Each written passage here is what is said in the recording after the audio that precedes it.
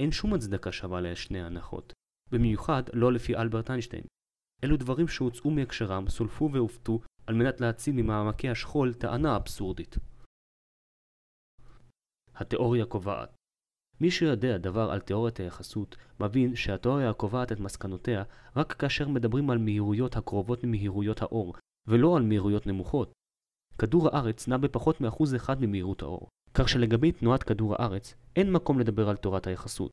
ברנובר מדביק תיאוריה שלא במקומה ושאינה שייכת כלל לנושא. הרי אם נמשיך לחשוב על ההסבר הזה, נוכל לומר שבעצם גם אין כל חשיבות האם הירח נע סביב כדור הארץ או כדור הארץ סביב הירח. האם גם פה יש לשני ההנחות הצדקה שווה? איך קורה שפה דווקא כן יש לנו תשובה ברורה?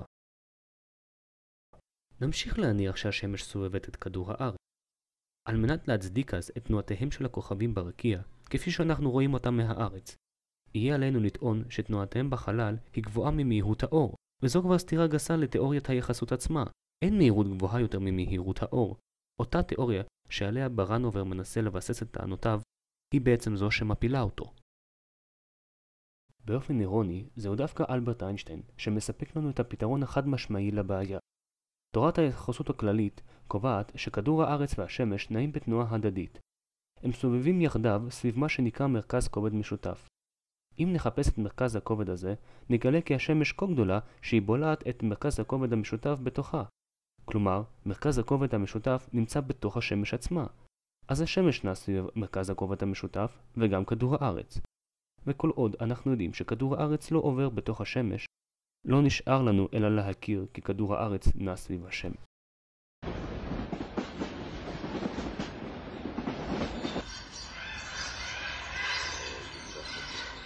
באמצע המאה ה-19 זרק צ'ארלס דרווין פצצה נוספת, תיאוריית אבולוציה. לפי תפיסה זו יש לשלול את מושג הבריאה כמו שהוא מוצג בתורה. לא רק שהאדם לא נברא בצלם, אלא התפתח. אולי מקוף כזה? לא התפתחנו מקוף כזה. את זה המדע כבר יודע. לנו ולשימפנזות יש אף קדמון משותף.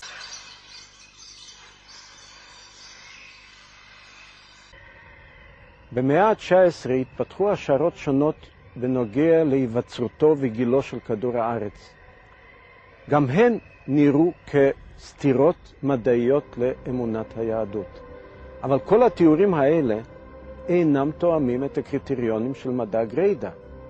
הרי ההשערות של גיאולוגים, האבולוציה, אינן מבוססות על תצפיות ישירות או מדידות במעבדה. אין שום אפשרות להעמיד אותם במבחן ניסיוני.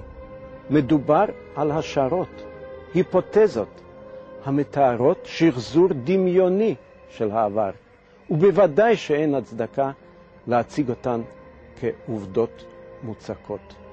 לא חייבים לראות את המקרה כדי לדעת שהוא יתקיים. אם נמצאה גופה בשעה 10, האוטופסיה קובעת שהאדם מת לפני שעתיים. בשעון היד שלו נשבר ומראה את הרגע האחרון בשעה 8. השכנים שמעו צעקות בין השעות 7:30 ל-8. הנייד שלו התנתק מהרשת בשעה 8, אבל אף אחד לא ראה את הרצח. אז באיזה שעה זה קרה? האם גם פה אנחנו לא יכולים לקבוע את המסקנה?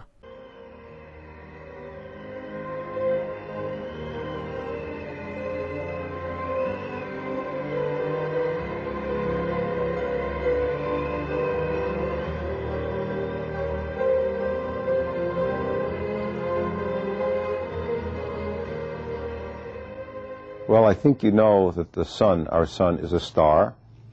It's one of a cloud of 100 billion stars in the Milky Way, our galaxy, and that the universe, everything else, is made up of empty space with galaxies in it, like the Milky Way, billions of them. And when we look out in the sky, these galaxies are moving away from us and from one another. And the start of that outward flight is what we call the Big Bang. Because there is nothing to have started them in the world now, and that event which did start them, presumably, as far as we can tell, was an event at which time the laws of physics changed from whatever they were, if they existed at all, into what they are today. It's an event, it's a beginning, a creation out of nothing, if you will. Я помню, во время одной из конференций, была в Санкт-Петербурге, в Санкт-Петербургской духовной академии, где обсуждалось соотношение науки и религии, там один из деятелей православия, он, по-моему, очень хорошо на этот счет сказал, что если в Ветхом Завете говорится там о нескольких этапах творения мира Господом Богом в течение там, сказать, нескольких дней, то, говорит, ведь физика пришла к аналогичным взглядам. Тоже теория Большого Взрыва говорит, что был первый этап, когда сильные взаимодействия оторвались, выделились из единого котла элементарных частиц, затем отделились слабые взаимодействия, электромагниты и так далее. רגע, אז כל דבר שנוצר בשלבים הוא נכון?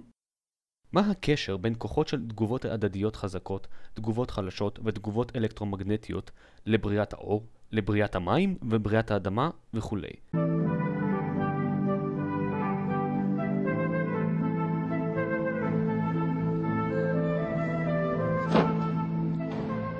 ניוטון ניסח חוקים במכניקה, באופטיקה, באסטרונומיה ועוד.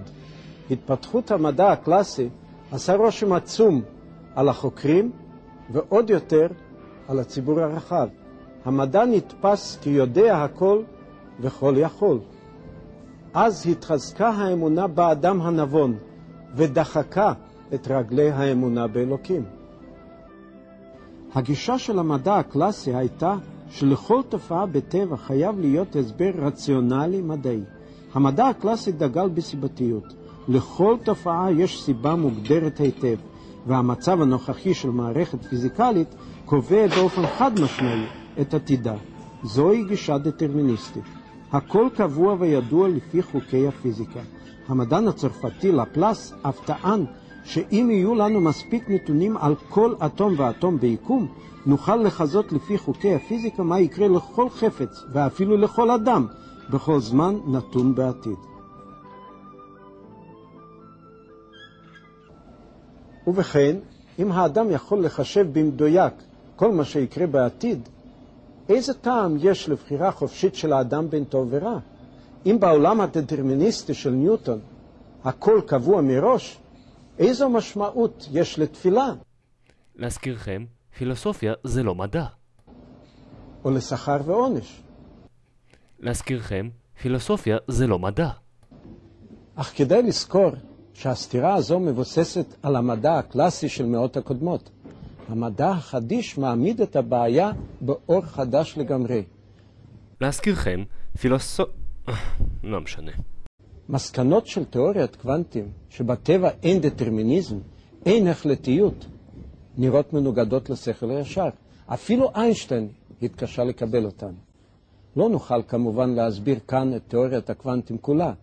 המדע המודרני אינו פשוט כמו משחק ילדים.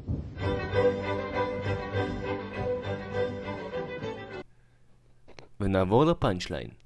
המדען יוג'ין ויגנר הוכיח שהשינוי בהתנהגות האלקטרון לא יכול להתבצע על ידי מכשיר או על ידי בעל חיים שאינו אדם ואשר אין לו בחירה חופשית. עצמים דוממים משנים את התנהגותם.